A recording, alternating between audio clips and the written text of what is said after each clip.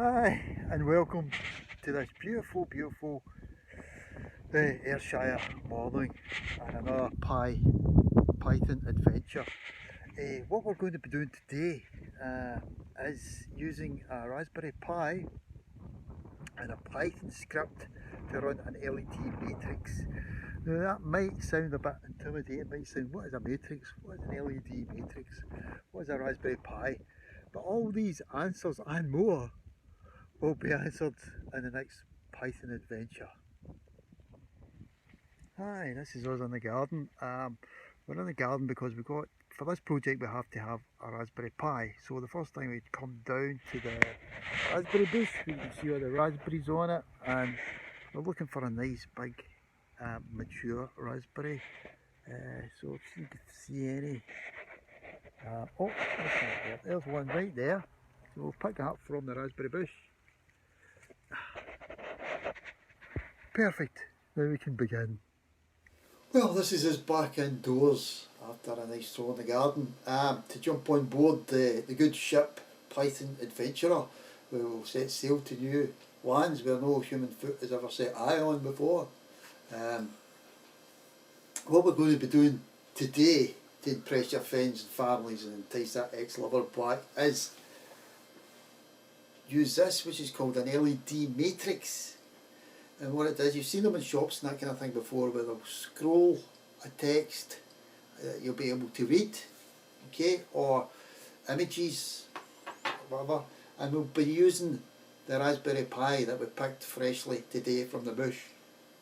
If you don't know what a Raspberry Pi is, there's tons of videos out there and information. What it basically is a tiny little micro computer. You've got your central processor there, and you've got your HDMI, you've got your audio, you've got these are the pins we're going to be using today. As you can see, I've already wired these in, but these are called the GPIOs pins. What that stands for is something quite boring. It's not like galloping ponies and Onslow or anything interesting like that. It simply means general purpose in out. I never said it was going to be exciting, but so if you can look there, you can see the pins along the bottom, and I'll be going into that in more depth later on, but so don't worry about that just now. Just to carry on, the other terminal we'll be using is this terminal here. It's called an RJ45. It's a simple Ethernet cable that you plug into your router or whatever. That's perfectly simple. I'll explain that as well later on. But yeah, have a wee look online. Like I say, tons of amazing stuff with the Raspberry Pi. And all we need now is just a power supply, which just simply plugs in to give it power, obviously. And here's the cable for to plug into your router to get it onto your network there. That simply plugs in there and plugs into your router or your computer, whatever you decide to use. Like I say, we'll go into that more depth later on. Don't want to confuse you too much, but that's what we'll be doing today. Okay. Hi there. So what I have done is wired up the Raspberry Pi and the LED matrix, as you can see here. I'm going to go into the actual wiring in a wee bit more detail later on. I don't want to confuse you too much just now. And also, if you can see here, don't know if you can see here, but that's just the Ethernet cable. It simply gets plugged into your router. And also, of course, not forgetting the power supply, which is just simply plugs in. So the two of them just simply plug in. The dot matrix has five wires that goes from the side there, and that simply connects into the Raspberry Pi through the GPIOs I was talking about earlier. So don't worry about that, that's easily done, and I'm going to supply a link below where you can get a diagram of the wiring. It's quite straightforward once you see it, and you just follow the diagram and you'll get there. That's no problem. So I don't want to delve too deeply into the GPIOs, because that's going to be covered in a different video in more depth. So we'll just follow the diagram just now if you're not confident with the GPIOs, and then we can watch a video on them at a later date or before. So we've got it all set up, but it looks good, looks impressive, yeah, but I can't do anything. What it needs is the Python script, and the Python script is the beating heart behind it. That's what we're interested in. So let's start the Python script just now and see how it goes. Okay, so we're just going to run it now and see what happens. If we have a look, old dog, new tricks. Fantastic, that's working great, as you can see. And what's the great thing about this setup is that you can put in any text you want. You could put in, you know, a proposal to your girlfriend, and she'd have to accept after seeing it on an LED matrix. You'd be really impressed. Or you could have your Twitter feed getting fed into it, so when a new Twitter comes up, you know what comes up, you can read it. Or we could go in and we could scrape the weather sites on the internet, so you get an up-to-date weather report on a LED matrix. What could be cooler than that? So there's many applications we could use this for, and this is what makes it so interesting and fascinating. So what we're going to do now is, because what we're interested is the Python script behind that. So I'm going to send another link down there. If you look down there, you'll see it, and that's going to have the Python script there. But don't worry too much if you're not into Python like me. I'm not a great expert. I'm just learning as we go along, making experiments and having fun. All you have to do is copy and paste that program into your editor, whatever one you're using, and then we can run it on your Python script. What I'm going to go into in detail is how to put your own messages on, use that Python script, change it so it will do what you want it to do, and that's it. So I'll see you in a short while. Hi there, this is us back. What we're going to do now is, to me, the exciting part. We're going to have a wee look at the Python script, which is in the Raspberry Pi, that makes everything happen, the magic behind the scenes that makes it all happen. And we're not going to go too in depth with the Python script. We want to kind of keep it simple, and I'll show you a few things in the program, and in particular we want to see the bit where we can put in our own text and our own messages, and that will come up in the scrolling LED matrix. So first of all, I have to just log in. Let's have a look, just SSH into this Raspberry Pi. Put in the password, there we go, and it should hopefully let us in if I spelled it right. Yeah, it certainly have. And you can see there, Pi, Raspberry Pi. That means that we're actually in the Raspberry Pi, and all we have to do is get the directory which has the Python script in it. Don't worry too much about this. This will go into more details in a different video. All you have to do really is just copy and paste. That's as technical as it will get for you. So just bear with me until I get into the right directory. So ls -l, let's have a look, and then see it, the one that says luma.led_matrix is the one we want. So we just cd, which means change directory, luma. We get into that, and then we just list that again, ls space -l, and we list that again. We can see what it's got in there. The one we're interested in is examples, so that's cd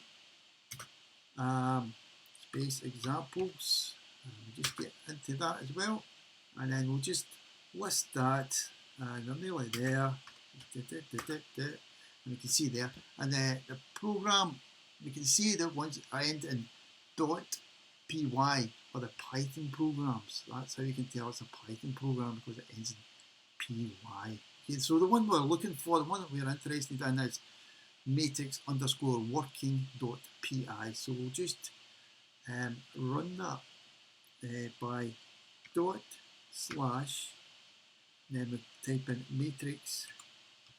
Be careful with your spelling, because if your spelling's off, like mine often is, it won't run. So if it's not running, just double check with yourself that you're spelling it okay. Okay, let's have a wee look. We're going to hold up the matrix now, and we'll run the script and see if it actually works. Fingers crossed. There we go. Old dog, new tricks. Hold it the right way up, it'll be even better. Just shows you we're not professionals here. And there we go. So that's working fine. So what we're going to do now is we're going to see the magic behind the scenes, which is the Python script. So we just need to stop that, and then we need to nano what's it called, the matrix matrix underscore working. There we go, and that should bring up the actual program. So we're going to have a wee look. If we start up here at the top left hand corner, we'll see it says import time. What this means is these are called libraries that we take in from elsewhere. Somebody else has done all the hard work, somebody else has done all the typing, and all that complicated nonsense we're not interested in at the moment. And they have kindly provided that for us to bring into our program, so we can use that code that they've actually done all the hard work in. And underneath that, you'll see from Luminary email, blah blah. It looks like gobbledygook, but these are just other wee directories and pieces of code that we can use from the ones that we've imported at the top here. So this might seem like gobbledygook to you just now, but in a wee while, if you stick with it, it'll make perfect sense. Under here we have DEF, that stands for define. Okay, that's just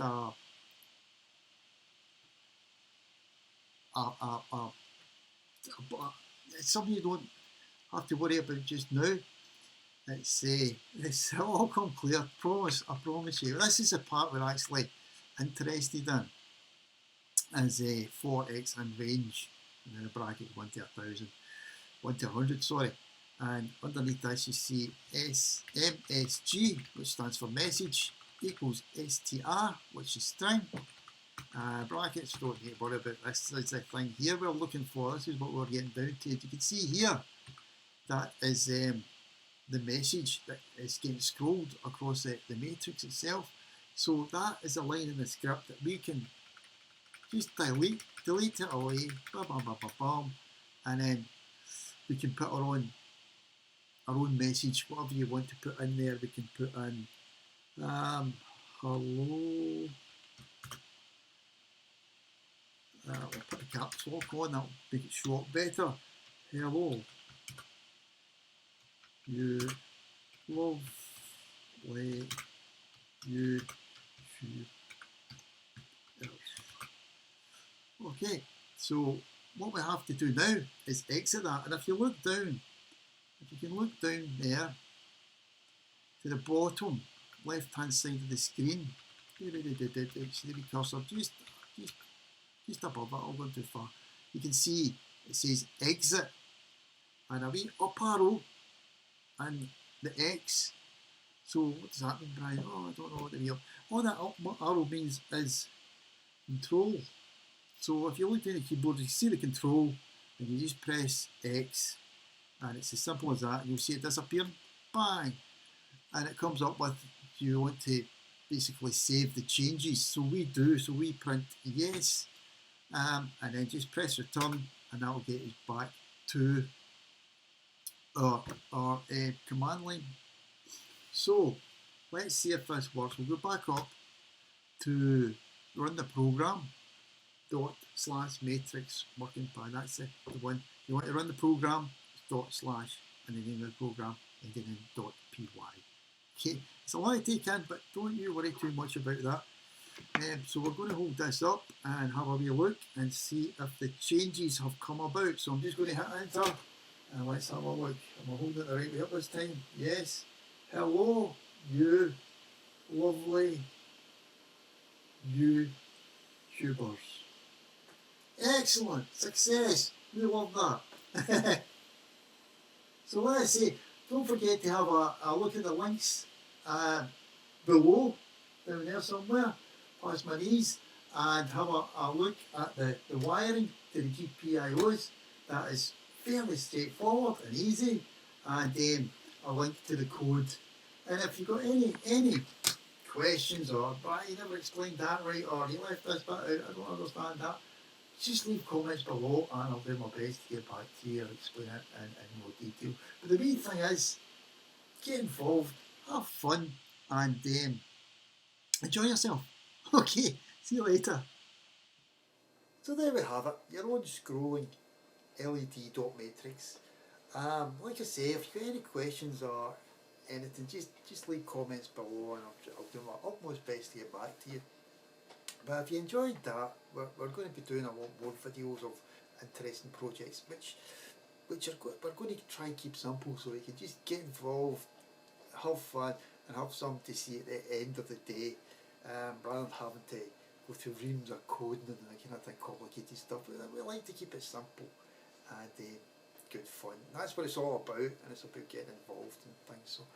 So I hope, like I say, I hope you enjoyed this, and I hope you come back for more, so to speak. Okay, see you later. Bye bye now.